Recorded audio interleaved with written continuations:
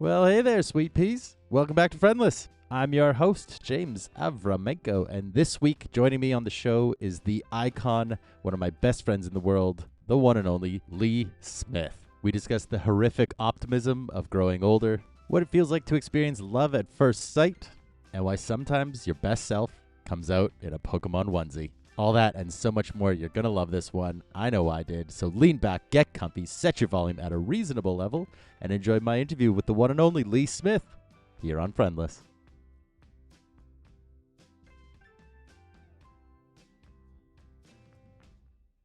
All right. Well, this week I have one of my best friends in the world, someone who has become an incredibly dear connection. It's just so important to me, and I've been so excited to get them on the show. The one, the only, the icon, Lee Smith. The icon. In a very I- small circle. You know what? You're iconic to me, and that's what matters. I know. I'm like, the small circle is you and me. Is that even a circle? It can be. If we're hugging, it's a circle. Oh, that's nice. How are you doing today? Oh, I'm doing okay. Yeah? Yeah. Yeah. Like I said, I was a little bit nervous for this, but Yeah. we chatted beforehand. I'm feeling better. Yeah. So, yeah. And you're also my third meeting today. I've had a meeting heavy day. Holy Like shit. just casual like coffee meetings and Yeah. that kind of thing. So that's the theme of the day is like I started the morning with a meeting, had a mid-afternoon one, and you were my last Amazing. kind of just chatty meeting. Yeah.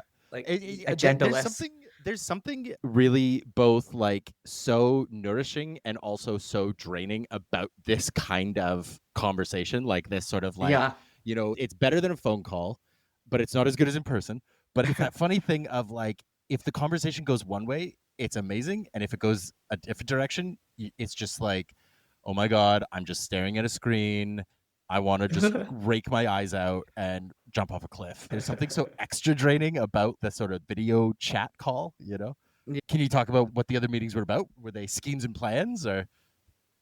Yeah, a little bit. One was like I'm kind of doing career transition stuff. So one was chatting with someone about some career questions I had, but it was very casual. It was like, how do I do this if I want to do kind of my own thing? Yeah. How do I kind of approach this?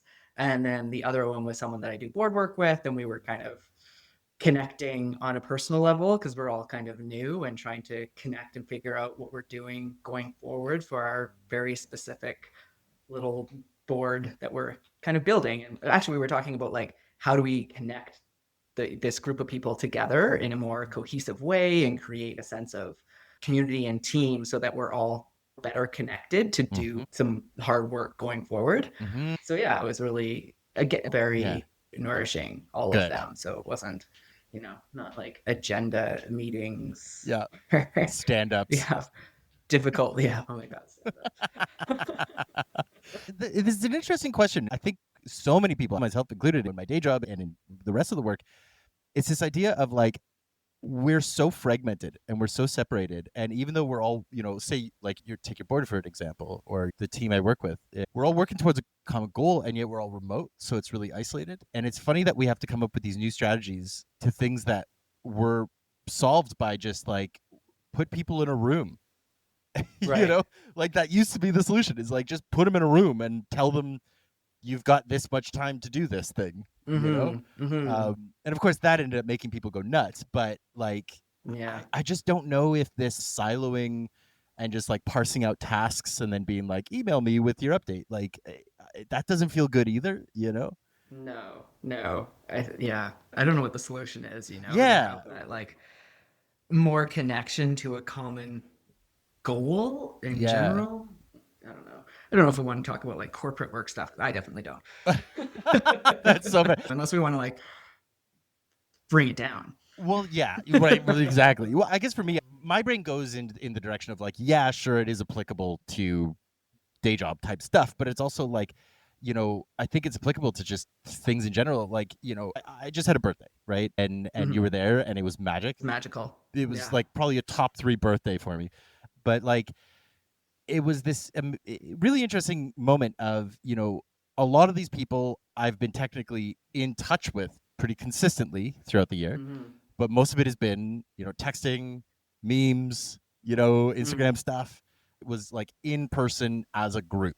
And there's just such a different energy. There's such a different connection when you're Yeah. just like a bunch of, jelly sacks all just like sitting in a circle together, Yeah.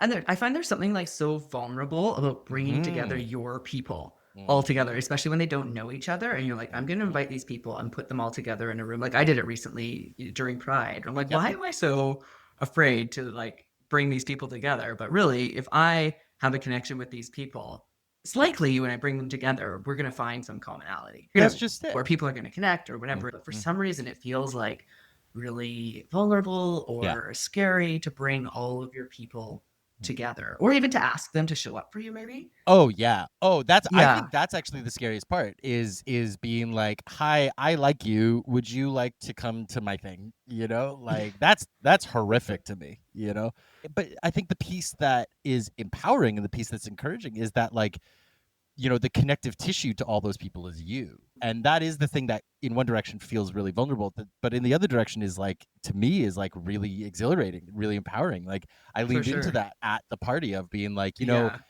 I'm not friends with assholes, and No. everybody I invited, I was like, I know these are good people.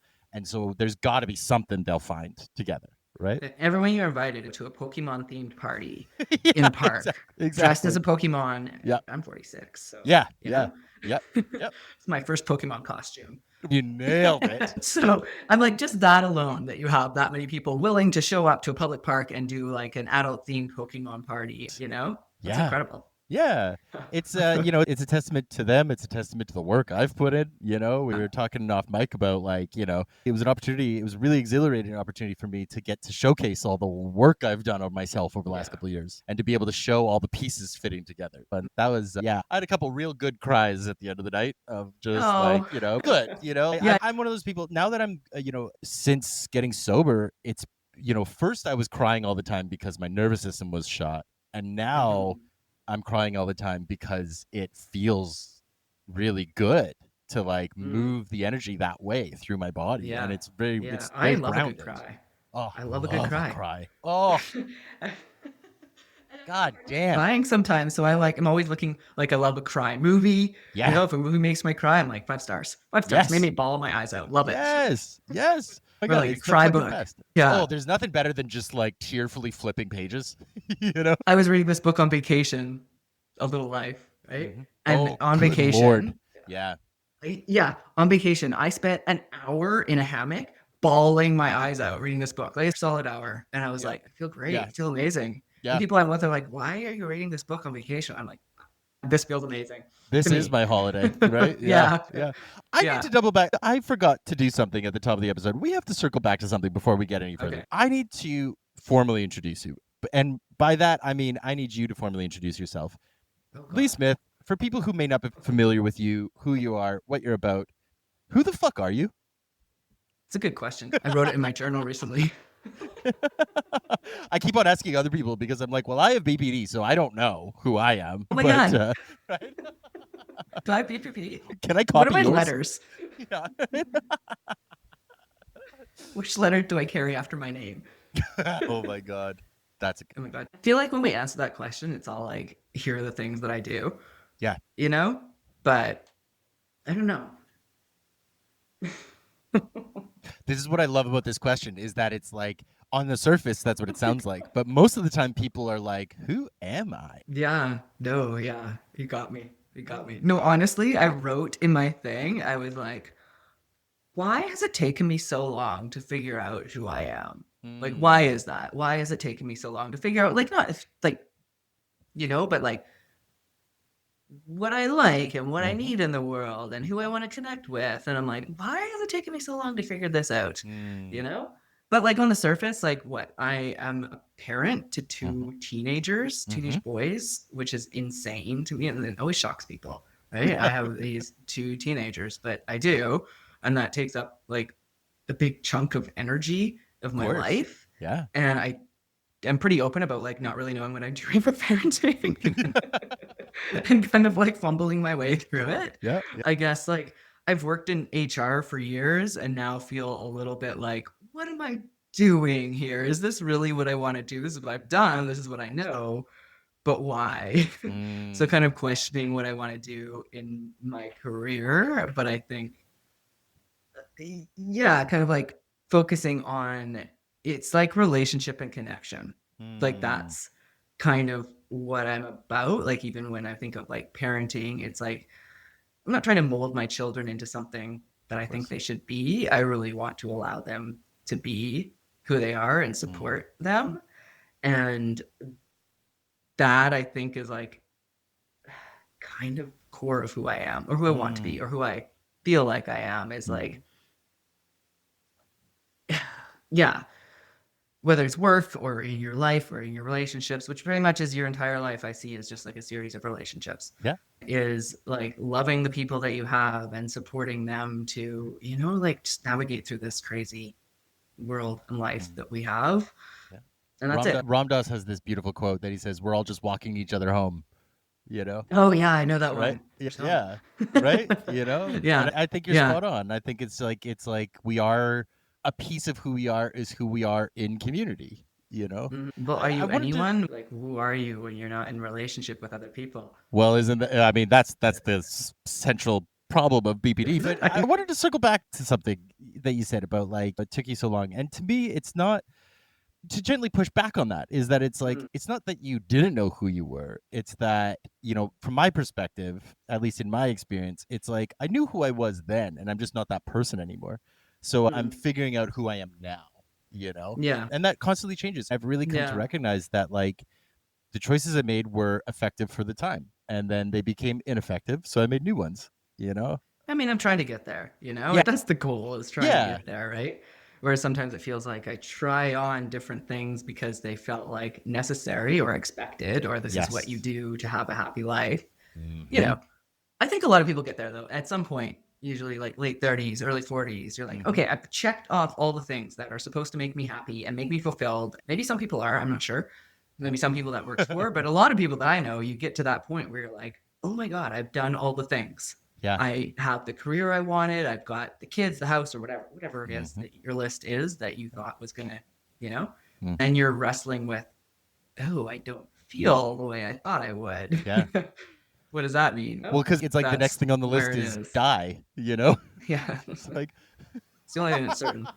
it's like well, Yeah. hope yeah, I spend a lot of time trying to make people happy. yeah, You know? yeah, This will make, I don't know. It's hard to explain. So I think maybe it's just midlife. Maybe it's just mm, like this is the question of midlife yeah, that people wrestle with is like, what do I actually want? mm-hmm. Halfway through, maybe, hopefully. Yeah, yeah, Who knows? yeah, Who knows how long you get, yeah, yeah, mm-hmm. This is it. That's it. This is what we have. Mm-hmm. Mm-hmm. But I can't Yeah. help but feel like that's really, you're somebody who I really, in a lot of ways, I really look up to because you're Mm. older enough that you act as a big inspiration and encouragement that it's like there's life after 30, you know? Oh, I know. And it's like this, like, as soon as you hit 30, you might as well roll over and die because you're useless to us now, you know? Hmm. And yet, like, the best years of my life have been, you know, in my deep 30s, and so I can't help but feel like it's only in a lot of ways going to get better.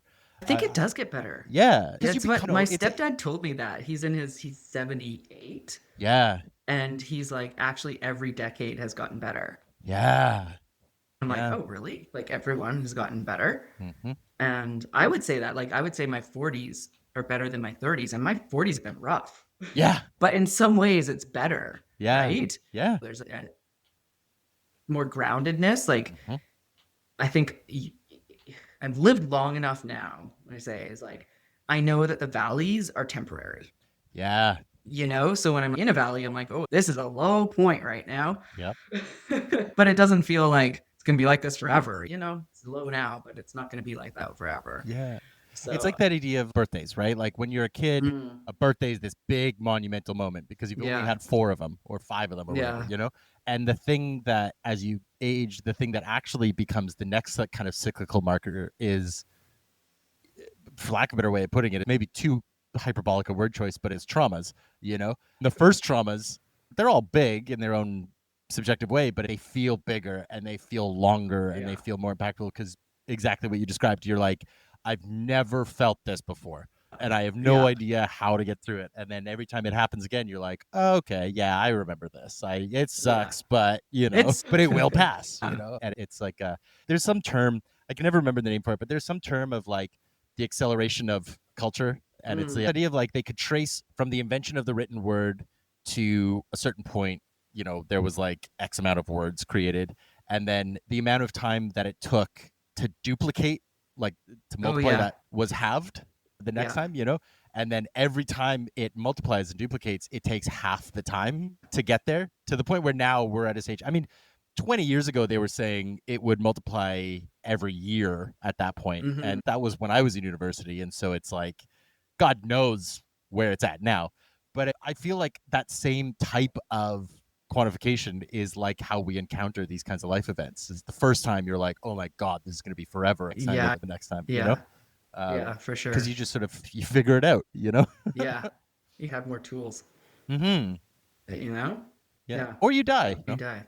So birthdays, it's like, well, one more time around the sun. Yep. Literally. Yep. And you're like, I didn't die. Right. Like, I made it. I counted. Yep. So we're like, basically, you're celebrating that you didn't die. Yes. Yeah. And you're gathering people around to be like, hey, you're still alive. Cool. Right? But also, it's like so nice to celebrate somebody, right? Totally. And just be like, and that's the awesome thing about birthdays. It's like, oh, you get to celebrate this person for no other reason than they didn't die. You didn't die, and I'm so happy you didn't die. Well, I always relate it back to the other side of that too, which is that my birth was the single most impactful choice that was made on my existence, and yet I had no say in it. It's not like my mom and dad sat down and were like, hey, would it be cool if we like ripped you from the ether and gave you corporeal form and gave you consciousness and then made you pay taxes for the rest of your life and like had to wear fucking cotton and poly blends and have to buy an air conditioner and go bald and like, I have no say. Nobody asks for existence. Exactly. I think about this, right? Like it's like the first act is non-consensual, but then the birthday comes around and it's like celebrating this arbitrary choice that someone else made. Maybe it's a choice that you are making every year to continue to live. Right? Yeah. I hate spinning it so cynically, right? Like I don't mean for it to come across as you know me. I'm a Camus baby, so I'm yeah, exactly. Like to think about death a lot because I think it puts life into perspective. Yes. And it's the only thing that gives life meaning. If we lived forever, oh my God. We'd do nothing. We'd do nothing. It would just be, you would get bored of existence, I believe. The fact that it has an end date, that we don't know when that's coming, also causes panic. I think it causes panic and existential dread and all of those things. But when you think about it, it's wonderful. Yeah. I think it's really wonderful in a few different directions. One is that it gives us motivation. We have to do something because it's like we're not going to get to at some point, But it also is like, and again, forgive me for being morbid, but it also is like, and you will be released from this someday. Someday the pain. I love morbidity. I find it so soothing. Yeah. I'm like, I don't know why. And I think, there's two kinds of people. Some people hate this kind of talk and hate talking about death and thinking about it and all of that. And other people find it comforting or. Oh, yeah. I have introduced my partner, who I slipped her name in accidentally the other episode ago, but I'm trying to maintain a little anonymity for her own privacy. But I have introduced them to Twin Peaks. They have finally started watching it with me. They know it's my favorite show, and they were like, okay, let's go for it. We flew through the first 2 seasons, and they're loving it. I couldn't have been happier. The reason I bring this up is that in the box set that I have, they have all these little log lady introductions to every single episode. Yeah. And I've watched those intros so many times throughout the years. But as I was rewatching them this time, I was realizing what a profound effect just those little intros have had on me and my personal philosophy and my outlook on life. Because they are these tiny little 30-second, 1-minute explorations of the beauty and the horror all at once. There's literally one where she's like, will the pain ever end? Yes, it will, but not right now. And it's just these things like that where it's just these gorgeous little nuggets of very horrific optimism. And I I do love need it. to watch Twin Peaks because I know it's your favorite, and I don't think I've ever seen, like, maybe I've seen it as a child, but I don't remember anything that I consumed Yeah, yeah. really, besides little tidbits of it. But I feel like I should watch Twin Peaks just because I love you so much and Yeah. I want to like know you in that Yes. way. I want to be Yeah. like, okay, this is about James. It I'm gonna really- watch Twin Peaks. I'm gonna go here. Like, it's one of those weird shows that I honestly feel like people could get to know me a little bit better if they watch Twin Peaks. Even though I am Yeah. obviously not in it, there's Yeah, something yeah. in me from it. You have a know? Twin Like, Peaks tattoo. Yeah. Like, it's obviously core and foundational to who you are. Yeah. Yeah. So I think it would be a trip to watch. I'm gonna put it on my to watch list, which I've just Yeah. started because I've just started writing things down. Hell yeah. God bless the pen. Oh my god, I've like rediscovered the pen Yeah. as like a tool of liberation. Oh yeah. Oh my God. I'm with you. We were earlier this year, we were bonding over using that Finch app, and I still technically use it mostly just to collect gems and buy my bird little things. But Yeah. what I fell off of was the practice of using it to write stuff down. I'm trying to find a new practice for that, because you and I were just talking the other day about how you were organizing stuff, and I was just like, ugh, I need that. I need that so bad. I need this back in my life because it is fucking mayhem right now, Honestly, sometimes I think life is just an endless series of tasks Mhm. that are never ending. Yeah. And I'm like, I have to do the tasks. I got to Yeah. do the things. We're all Sisyphus, Yeah, got to do the tasks and the things. And then other times I'm like, yeah, you do the tasks and things, but that's like the survival, basic level survival, survival tasks. And then it's like, where do you find those moments of joy? How do you find those pieces of joy? But I'm just like trying to free up my brain space to find more joy and connection and spend time on things I want to spend time on. So it's like, I need, and I'm always like, yeah, the Finch app, or like trying to find some sort of system to like put everything into. It's not just like the tasks. I don't like just like do laundry. It's like, yeah, connect with people that I want to connect with. Like, don't forget your friends. Don't forget that person because they haven't like been in your life recently. I mean, having no object permanence. Making sucks. a list of friends, Yeah. which I learned from someone, is actually really useful. I have one and I use it all the time. You have a list of friends. I have a list of friends to remind me I have friends, and then also to remind me who I haven't talked to in a while, and be like, oh it's shit, weird, but then you do it and you're like, actually, this is amazing, because you look at your list, you're like, oh, you know what, I should reach out to that person. Yeah. Right. And it's also like a nice, another piece of that for me is it's like very validating. If I'm ever like feeling lonely, and if I'm ever feeling like, oh, nobody likes me, I look at my friend list and I'm like, oh no. Because then I also, I do that thing. I sometimes, it's not a very consistent practice, but I really do love that kind of like loving kindness style of meditation. And I really love the practice of like, pick someone to sort of like meditate on and send them joy. And then in turn ends up feeling very good for you to sort of give love, And so I'll often use that friend list to sort of meditate on and sort of be like, I'm gonna send Lee a little love today, kind of thing, And I'm recognizing that this has been an ongoing struggle for years, but thinking nice thoughts is very different from communicating nice thoughts. And so I often get roadblocked at that stage where I'm like, well, I thought it, so job done. Better go back to playing video games for the rest of the evening. know? I was thinking about that earlier because some of your questions are like, what does community mean? What does friendship mean? And things like that. I'm like, what does it mean? I don't know. But that was kind of something that came, like, I think is important, is that recognition and like, what is the word? It's like celebration of the people in your life, It actually feels better. I think it feels better to like give that love and recognition almost than it does to receive it. I agree. I mean, because receiving it is like confronting in a different way, Yeah. It's terrifying to be loved. The whole perceived, But like, how good does it feel to like remember a friend's birthday or like anniversary or a small win that they had and like do something to recognize that? That makes a difference. Yeah. It's the little things that really do count too. Like, if someone makes if I haven't spoken to someone in 2 years and they make a big, huge, grand gesture thing, it's sort of Yeah. like, okay, what is this? But like someone who's just like, hey, I was walking by a corner store and I bought a Diet Coke for you. You know what I mean? That's the kind of shit that I actually know. really resonates with me. It's just like, hey, I Totally. thought of you. Here's a quick little thing. You know, Yeah. it's pebbling, Yeah. right? It's a piece of why my partner and I bonded so deeply is that we both pebble. We're both like, Mm, here's a tiny thing. I hope you like it. yeah. Right? I saw this rock and I thought of you. Someone gave me a Yeah. rock recently. I Yes. was out camping and it's my best friend's brother. So I've known him since he was a little kid. Hmm. And he came up to me and he gave me like a heart-shaped rock that he found on the beach. And I was like, that's so nice. Magic. Absolute magic.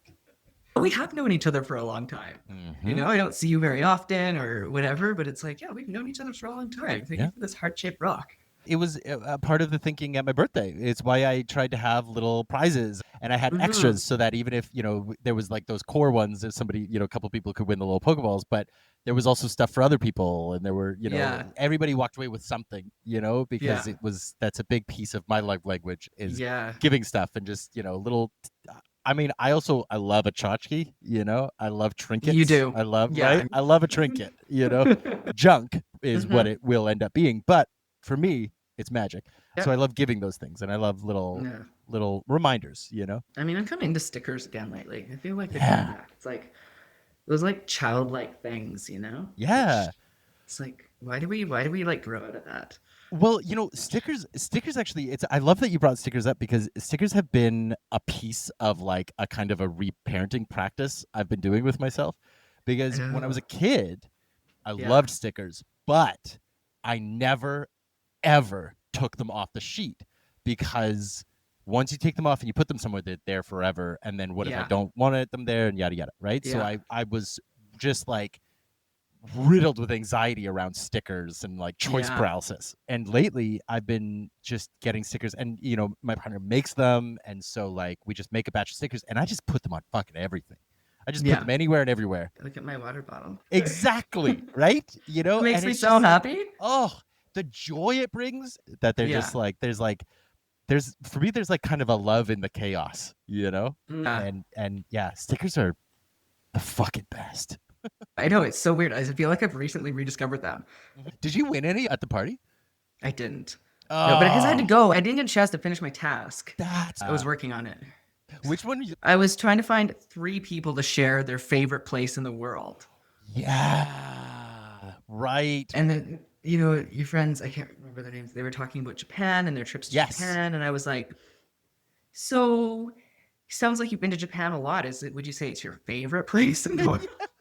And then she was like, well, I don't know. Right. You know what? I would have counted that. Honestly, you tried. That was the whole point of the game is that it wasn't like to the letter nailed it so much as like Yeah. I was right? trying to be subtle. I could have been Yeah. like, hey, where's your favorite place you've ever been to? I'm planning some travel. Where do you think I Yeah. should go? Right? Yeah. I mean, why not? Yeah, but I love that game. I think Yeah. it was brilliant. Yeah, and stickers. Well, I have This some is where else was spares. Next going time I that. see you, I'll make sure I get you a couple extras. Oh, I Yeah. would love a Pokemon sticker for one of Yeah. my water bottles. Well, and there's an iconic one that my partner makes. They make a Venusaur and a Oh yeah, Bulbasaur, yeah, I and saw I saw it there. they're the Thanks. best. I had to buy a different case for my laptop for my work trips because I was like, Yeah, oh fuck, I can't bring my laptop out at this web convention yeah, and be like, yeah, my partner drew this Venusaur, yeah. Well, I almost brought this water bottle into an interview with me recently, and I was like, I can't bring this into work. Yeah. And yet, you know what? I almost want to, I heard myself say it and then I heard you say it. And there's a piece of me that like wants to push back on it because it's something that I have actually really clocked recently at my job. This is not me trying to shade anybody. I really genuinely love my work. I genuinely love where I work and the team I've got. I've spent 2.5 years there mindfully carving out my place in it. Right when I very first started, there was somebody who no longer works there who my first day on my first Zoom call, I had put in my pronouns and very first thing this guy said to me was, "Oh, you're one of those pronoun people?" And so I was like, "Okay, this is not a place of allies." I was a little bit Mm-hmm. like, "Uh-oh," right? But as the Pronoun years have person. I gone kind on, of love the term pronoun person, by the way. I know. I was sort of because I was like, Let's reclaim that. you're I am right. a pronoun Yeah, person. I am a pronoun person. We all are. You fucking mouth breather. But yeah. I mean, yeah. The idiocy of that statement was not lost on me. But it was just more of one Yeah. of those like, oh, okay, cool. So I need to make sure he doesn't see my painted nails. Whatever. He's no longer there, and good fucking riddance. But as the years have gone on, and especially I'd say within the last year, I've been way more actively being like, you know what? Fuck this. Why am I masking here? This is a place I spend all my day. These are people I spend all my life with. I'm the one putting up the wall. I'm the Right. one who is exhausting myself by masking and pretending to be way straighter than I am and pretending not to be who I actually am. Mm-hmm. And so I've Mm-hmm. been really leaning into like, yeah, I'm gay as fuck, and this is what I'm about, and like, yeah, Yeah. did you see my brand new manicure? It sparkles, and just, or Yeah. whatever. The response has been baseline positive, but also it's just been such a deeper relief and a deeper, like, I have more ability to connect and I have more ability to show up to work, because Yeah. I'm not channeling this energy to not be myself. Oh, So there's a part of me that's like, no, bring that fucking water bottle. And if they're not cool with it, their loss, right? it says daddy on it. Well, maybe you just Like really like here. your dad, you know? HR daddy. Me and Pops, My daddy issues. But you could just be like, well, that sticker's about me. Yeah, I think I struggle with that masking at work. Mm-hmm. Like, I feel like sometimes I need to put like an avatar together and send that person to work. Yeah. Yeah. That's my work. Yeah. Guy goes out into the work. I would Mhm. love to not, but it's so hard. Oh, it's Yeah. terrifying too, because it's also Yeah. like there's the, again, the horrifying implications of being perceived, Even in my last job, I had my community over cops sticker on my laptop. Yeah. I went community over cops. Yeah. And I was kind of like, that does signal my politics Mhm. and working in the conservative office. I struggle with it. I would like to get to the point where I feel like I can bring my full self to work. Yeah. I guess I think for me, it's like I've hit a point of, no longer being interested in playing that game. Yeah. There's a reason why, a couple weeks ago I put out, I actually re-recorded it, and I put one version of my solo episode out, and then I re-listened to it and I realized I was missing a piece of the thought. And so I actually ended up taking it down and re-recording it. But it was all around that, I'd shared the idea with you, but the idea of like, calling fascists faggots, and but the whole thinking behind it was that it's like we are past the point of politeness. We're past the point of, oh, is this going to make people uncomfortable? Because the other side is, actively disappearing people. The other side is actively murdering people. The other side is actively committing genocide. Like, we are not at the place anymore where we should be giving a shit about people's feelings and politeness and decorum when there is slaughter and genocide and fascism. It's not, fascism isn't at the door. It's in power. Yeah. It's already here. Yeah. They're the problem, not the fucking They sticker, are the problem. But Yeah. they may hold your employment in their hands. Well, and then that's and that's how they keep us in line. That's it right there, right? Is that they've rigged the system to keep us afraid and to keep us in line. Yeah, it's like, fuck the system, but the system will fuck you back. Yeah. So you also need to play the game a little, to get by. But how do we dismantle in these ways? It's a slow process. Exactly. That's the tightrope walk I'm trying to figure out how to walk. Yeah. And I'm with you 100%, because it's like, it's not healthy to just burn your life down. It's not good to just self-immolate, but at the same time too, like, I'm fucking tired of playing their game, Right. So I don't have an answer. Fair. I'll let you know. Let's shift the energy a little bit. I'm getting a little too ranty here. Did you prep any questions for me? I do have a question for you, because I've been thinking about when we first met. We think it was at my house. You came into my house, and we were like, "How do we know each other? How do we?" Yeah. I recognize you. I don't think we'd met before. I don't think we'd met, but there was like a level of recognition. Yeah. I want to Yeah. know what you think. Like, what do you think? Why do you think that we connected so hard? Yeah. Like, not meeting. Like, it was such a strong feeling for me of Yeah. recognition Yeah. that it's hard to describe. Yeah. So when I say like, oh, like when my best friend is James, it's Mm-hmm. like we haven't known each other that long. Yeah. Have you experienced that before? No. What do you think that was? Yeah. And why? Yeah. No, I'm with you. So funny enough, as we're recording this, Yeah. that party was 2 years ago yesterday. I know Oh that my because God, I this keep is like our a 2-year friendiversary. yeah, yeah. I have a 5-year journal where you fill it in every day for 5 years, you know. And 2 years ago yesterday was that party, and so I was reflecting on that exact same thing last night and this morning. I was thinking about it, and I'm with you. I can't think of another time where I've met somebody and it was like a lightning bolt. I know you, you know, Mhm. like I just know you, even though yeah, like we I don't may think have we. met in passing. We may have seen each other at a pride event or something, but No we'd idea. never spoken. It was just like a you're Mhm. going to be in my life for a while, you know, right? It was weird. Yeah. Yeah. It was really magic and it's something that I really treasure. You know, I've had guests in the past talk about like in moments where life or the universe or whatever it is you want to call it, when it kind of opens up and says like, "Hey, notice this," you know, you Mm. take notice, you know, and it does feel like our friendship is that it was one of those moments, you know, because of that Yeah. experience we both had. So for a slight context for listeners, so that we give the whole story, like rather than us just Yeah. autistically babbling about it. So 2 years ago, it was my birthday weekend.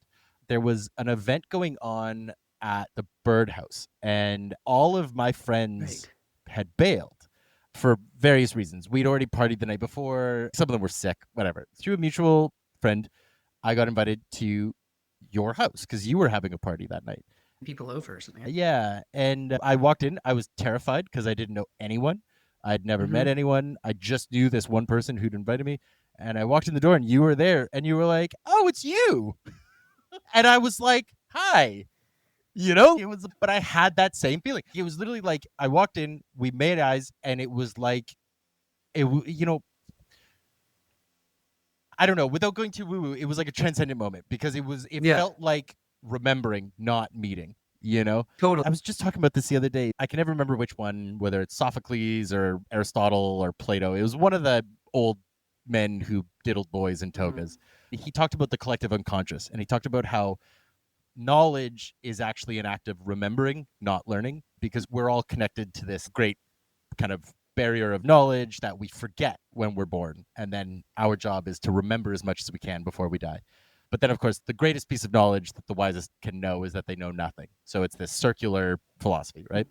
But it felt like tapping into the collective unconscious moment. It felt like a remembering, not a meeting, you know? And it was Yeah. really fucking magic. And it Yeah. continues to shake me. Yeah. You know? And you know what? I don't think I got your number that night. I know we like No, it took talked about it. forever. I remember, I think I had another party and I reached out to that mutual friend and I was like, can you invite James? Can you make sure that James comes? Yeah. And then I cornered you when Yes. you came and I was like, I feel this way about you. Yes. Yes. I feel this really strong connection. I don't know what it is. Can I get your number? And you were like, Yes. oh my God, I feel the same way. I'm so glad you extended this invite. So I had to reach out and be like, no, I need to find this person again. Yeah. It really did feel like this universal, like, and I've connected with other people. I've met Of other people course. where it's like, oh yeah, I think but this was like, yeah, lightning bolt. Yeah. Is that love at first sight? I think so. Is that what that I is? think that's what it is. Oh my God. Yeah. Yeah. Oh my God. I never think thought that existed. it really is. And especially because it was like, yeah, I mean, because for me, I was like, who's the babe? But also, I was just like, it was deeper than just that. And that's why it was a different experience because it was like, yeah, I don't know. The best way I can do it is like, oh, I know you, but I have no idea how I possibly could, you know? No. Yeah. We didn't really know each other. I barely know you now. I know. Who? I know. Where am I? I do feel like I know you though. I don't Yeah, know. I guess no, that's as love a at first joke. sight. That's so Yeah. cool. Yeah. We're living what the Yeah. poets dream of writing about, you know? Oh, we should write a poem about it. I'll try. You know, Yeah, you should. you should try is what you should do. Should be I your, did that should be write your also in homework. my journal that I should write really bad poetry, and I Yes. started writing a really bad poem. And I was Yeah. like, I actually need to write bad poetry to Yeah. release myself from the necessity of having it be anything, Mm-hmm. whatever. Mm-hmm. Mm-hmm. That's where I got to. Did You know, because I I? talked to you about like writing and stuff and putting stuff out there. I need to just write badly. Yeah. Did I tell you about how Blessed Scott, patron saint Scott, we love Scott in this house. We love Scott. He gets me to do that sometimes. He's gotten me to do that in the past, where that Oh, was an yeah. exercise where he was like, you know, if I was really jammed up with my writing or I was feeling really whatever, he'd be like, okay, write the worst poem you possibly can right now. And he'd do the same. He'd be like, I'm going to write the worst poem I can. You're going to write the worst poem you can. And then Mm-hmm. we're going to share them. And they'd always turn out great because it's like, even when Yeah. you're trying to do, you know, and it's one of my favorite exercises. Whenever I'm feeling stuck, I always try to go the opposite way. Instead of being like, I need to make this better, I always go, how can I make this worse? Yeah, It's yeah. brilliant, right? It is really fun. It's like, oh, imagine like an angsty teenager. What would I write in my poetry journal? Yes, And right? give yourself permission to be like that angsty teen again. Yes. It's the best. I mean, it's making a comeback. The emo's making a comeback. So it's like, you're Oh, just ahead of the yes. curve now, you know? Yeah. Yeah. We've lived long enough now that stuff that I would get beat up for wearing in high school is now trendy and cool. You know? Yeah. I mean, I have this impulse to be like, fucking kids, you know, you didn't have to. But I'm also like, no, it actually is the best. It's actually like really exciting that I'm like, yeah, Yeah. that's right. Rock your Kirkland sweater and don't get beat up. I love that. You know? Yeah. Yeah. I mean, even just like baggy jeans coming back. I Like, didn't realize God. how much I like loose jeans until Oh, I was freed of my tight, because I'm a string bean bag lady. You know, like I actually have quite a bit of body dysmorphia about it. But like I can't put on weight to save my goddamn life. I could eat and eat and eat, and I'm just skin and bones. And so I thought for years it was, you know, tight pants, skinny jeans. Oh, this is great because they're my yeah. size, you know. Yeah. I got a pair of loose jeans. Oh, it's like I know. paradise. I like jeans Freedom. again because of it, you know? Yeah. Yeah. Yeah.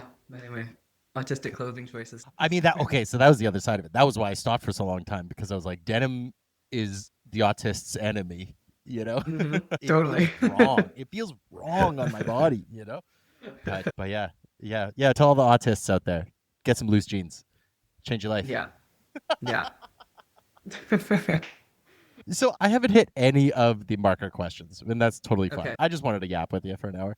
But I am mindful of the time, and I want to move into two kind of wrap up questions. And the first one is kind of a existential one, and then the next is kind of a practical one.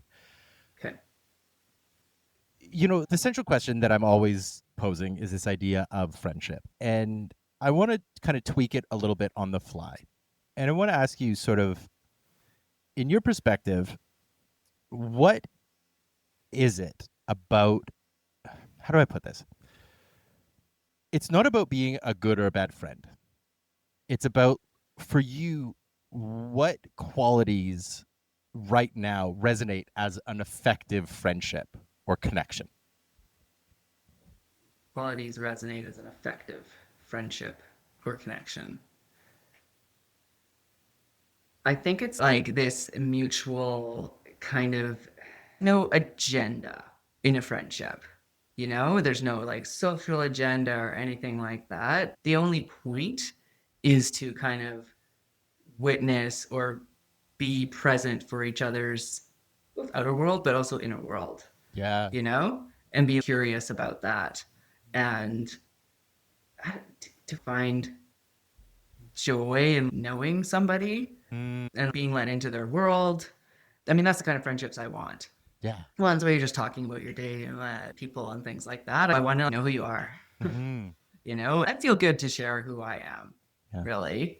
I know you talked with Dean Spade before, who's amazing. Sure. Yeah. You know, and his like last book, How to Have Relationships or something. Yeah. He talks this one part that he talks about bringing more romance, like more romance and intimacy into your friendships. Yes. Really resonates with me. Yeah. You know, so like bringing those elements that we tend to reserve for romantic love. Yeah. And devalue friendships. And so it's kind of like, how do you like elevate the friendships in my life? Because like I have, one friendship I've known since we were 11. So we've known each other for 35 years. Yeah. 35 years. That's my longest relationship, like one of Yeah. my longest non-family relationship, Yeah. 35 years. And that's like, Wow. why would I, have that be somewhat lesser than any romantic relationship? So it's like, how do I bring that romance in this sense of like caring for that person and doing thoughtful things for them and like, going on a date Yeah. and being there for each other in that way and being intimate in whatever ways. And also like being able to have that like, hey, what we also like, yeah, we always just have these friendships and they're just like our friends, but we never have that conversation about the relationship. Like, what kind of Yes. relationship do we want to have? Like, we've had that conversation. Yeah. Yeah. But you and I are weirdos. Yeah. Yeah. But I'm Yeah, able to do with we're other people processors. too, other friends as well, where it's like, yeah, I value this connection. This is valuable to me. So I think that's important for me. Like unconditional love, I guess. Yeah. And regard and support and just like being there for someone, supporting what they want to do in their life and being like, yeah, how do I help you get there? What can I do? How do I, even if it's just like cheering you on and like, I love that idea of being like the witness and the validation. And that doesn't always mean who you are if you're not in a relationship with somebody. exactly. Right? I think we feel lost. Yeah. Yeah. I think that's magic. I love that, Lee. Thank you. That's, yeah. Thanks for going along with me on that kind of aside, because I think it's really important. I think it's really important to practice vocalizing that stuff, not like just for you. I just think for everybody in general. And I think what you just did is an incredible model for trying that. And, you were saying, how do I vocalize it? And it's like, well, you just, you pick the words you can and you get as close as you can. I mean, that's all language is. It's, horseshoes and hand grenades, it's close enough, language is inherently imprecise. So. But I think that idea of, what really stuck out for me was the idea of the witness and the doing what you can, but staying present and communicative, and that's something I continue to, I've run the show for 7 going on 8 years and I still am like forgetting to do basic shit, like communicate, right? Communication's hard. Yeah. All I do is talk and yet somehow I say nothing, Yeah. It's so interesting because again, I have kids, right? And I think like, oh, actually, what I think is the most important thing to be successful in life is how to have healthy relationships with people, whether it's at work, your romantic relationships, your friendships, connections. Like that's actually the most important thing. But do we give our children actual tools? Like often they're modeled unhealthy relationships. Like in the 90s, all media relationships are crazy, fucked up, unhealthy relationships. And you don't necessarily get modeled the inner workings of a relationship, even if it is healthy. Right? You don't necessarily see how that works. Like, how do you resolve conflict in a relationship? How do you express your feelings in a way that's not attacking the other person? All those skills are like, could be deliberately taught. Yes. Could be. And actually, they need to be taught. Need to be for most people. Doesn't everybody need to be taught this? But it's like, we're not born knowing. It's not, you don't need calculus to be successful in life for most people. But you do need those healthy relationship skills or how to communicate. And the fact that it's feel your feelings. And the fact that it's a toolbox, right? It's not. It's also recognizing that it's not a one shoe fits all. That it's like it's also understanding the idea of context and the idea that everybody does hold a unique, like my needs are different from yours, and so we can figure out how we can build a connection. But that connection is going to be different from somebody else. Everybody has unique needs, and you can have a toolkit, or you need a toolkit to draw from, and then know how to put the right tools in place. Yeah. Anyway, my plan is to go to therapy with my kids. When they're teenagers. Rather than wait until they are like processing their parent issues, in their 30s and 40s. Right now, it's like, and I think it'd be useful, to kind of like navigate the teen years. So that's my thing. I do feel like therapy, when you don't quote unquote need it, is probably the best time to start. You're not in crisis. Yeah. I think that's a fabulous idea. I love that. I want to wrap up. I mean, as usual, we could yap for years. Before I get to my very last question, I just want to put it on the record for everyone to hear. Lee Smith, I love you so goddamn much. I love you from tits to tail. Have tits. I feel such gratitude that you're in my life. I'm so glad we lightning bolt loved and that I know you and I have you in my life. I feel so grateful for that. I know the last couple of years have been a journey for the both of us. You're navigating it with grace and skill and I know sometimes when you're in it, you can't see where you came from and you can't see where you're going, so you think you're just kind of lost at sea. But I know you to keep that metaphor going. I know you to be an incredibly skilled navigator, and I know wherever you end up, you're gonna get there with just aces. So, Oh, and I'm really excited to thank be you. there. I'll be your poop deck boy or whatever. Oh, I'll be your what's it called, cabin boy. service boy. I love a Right? service Yeah. boy. If it means I don't have to make You should choices, share I'm the in. picture of us at Pride. Yes. Our latest cute friendship picture. Yes. Yeah. Check the Instagram, Yeah. listeners. It'll be up there. Yeah. Yeah. The feeling is mutual, Yeah. honestly. I'm so honored to be in your life and love all the time we spend together and all of our chats. And you bring so much to my life. Like, honestly, you bring so much. You just expose me to so much. And I'm continuously impressed by like how much you produce and what energy you put out into the world and like the people you connect with. And just like, yeah, my world is bigger because you're in it. That's for sure. Oh, that's a really nice thing to say. I'm gonna quickly wrap this up because I'm gonna burst into tears.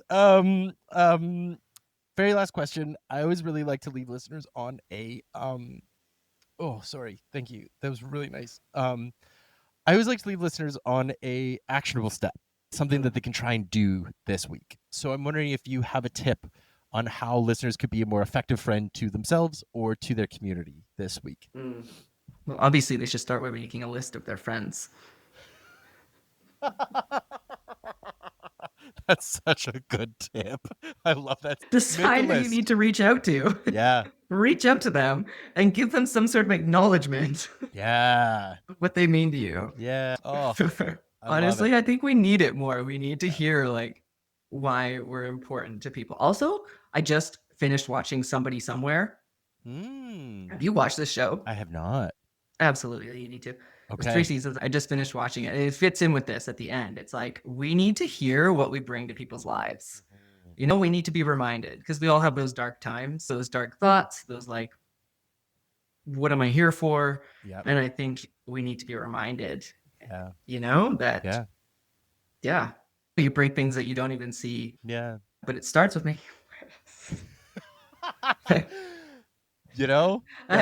All hail the pen. I have it in my phone right now, but I am going to put it in my pen, in my new journal, because a pen is like where it's at. Oh, there's something so magic about just it connects in a different way. It really does. Yeah. The phone, the list, the digital is helpful for reminders, for automations, Yeah, for it's yada helpful yada. for on the go, Yeah, that kind of thing. Yeah. But to actually just sit down and tactilely, there's nothing better. Yeah. It's like the difference between connecting via phone or in person or actually hugging each other.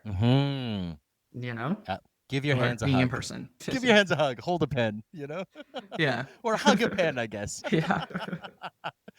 Lee, I love you. Do you have anywhere you would like to point listeners? Would you like them to find you somewhere? Do you want to stay anonymous? What would you prefer? I don't think I have anywhere to be found. Okay. Again, I don't put myself out there very much. Fair. So, Yeah. social media presence and that kind of thing is not where I'm at. Fair. So you're going to have to find me in the world. Okay. On the drive. Yeah, just walking along drive. commercial If you're drive. in Vancouver, I'm often at McSpadden Park with the dog. I have an anxious poodle. So they're the best. Maybe some listener will be your next lightning bolt. Who knows? I wonder if other people have those lightning bolt moments with people. I mean, I sure hope so. Part of me hopes we were unique, and part of me hopes that it is an experience others have had because it was. It must be because I'm like, that's love at first sight. That's what it is. I always didn't know it. I was like, it doesn't actually exist, but it does. It does. It does. We're on the same wavelength. There's something. Yeah. We're the same level of autistic. I have no idea what kind of diverse I am. Neuro something. Yeah. Neuro. I'm a neuro pronoun. I'm one of those neuro pronoun people. Oh my god. And that's it. Thank you one more time to Lee for coming on the show. What a joy it always is to speak with them. And I couldn't be more grateful to not only to have had them on the show, but just to have them in my life. So normally this is the time when I, plug my wares and all the things. But as listeners have probably come to notice, I've been falling off on stuff. I had grand plans.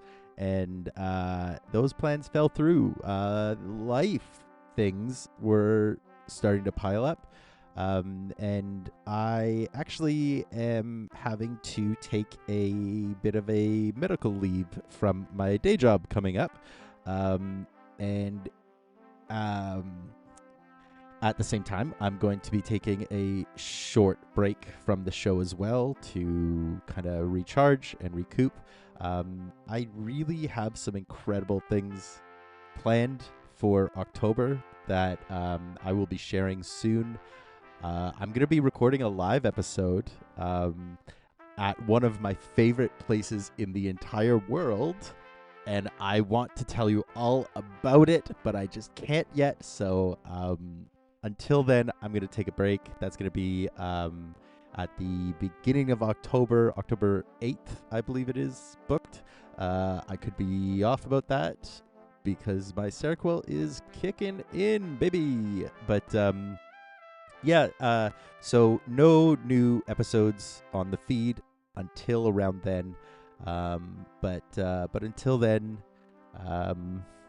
I really just wanted to say thank you all for continuing to listen, and I will be back soon. But hey, I'm not going to worry about that now, and neither should you, because that is then, and this is now.